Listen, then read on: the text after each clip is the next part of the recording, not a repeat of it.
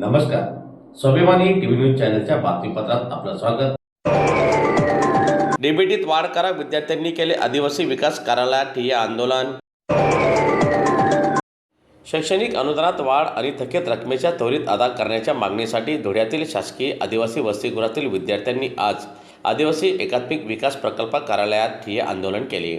दरम्यान विद्यार्थ्यांनी शासनाकडे डीबीटी रकमेत वाढ करण्याची मागणी केलेली असून सध्या मिळणारे 3,000 रुपये अपूर्ण असल्याने त्यात वाढ करावी, तसेच शैक्षणिक साहित्य आणि गणवेशासाठी मिळणाऱ्या निधीत देखील वाढ व्हावी या मागणीसाठी आज विद्यार्थ्यांनी आदिवासी विकास कार्यालयात ठिय्या आंदोलन केले.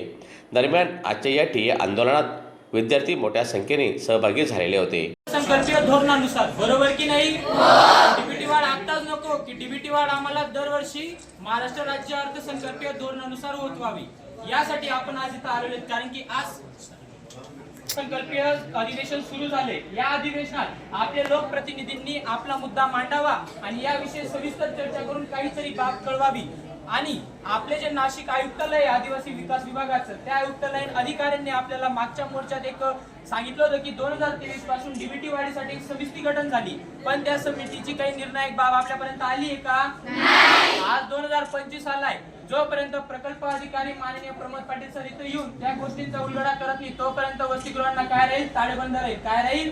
आज इथं आपण फक्त जा विचारायला आलोय. आज आपण कुठला मोर्चा पुकारत नाही आहोत. आपल्या अधिकाऱ्यांशी जा विचारतोय की आमच्या डीबीटी वाढीचा प्रश्न कुठपर्यंत आलाय. बरोबर?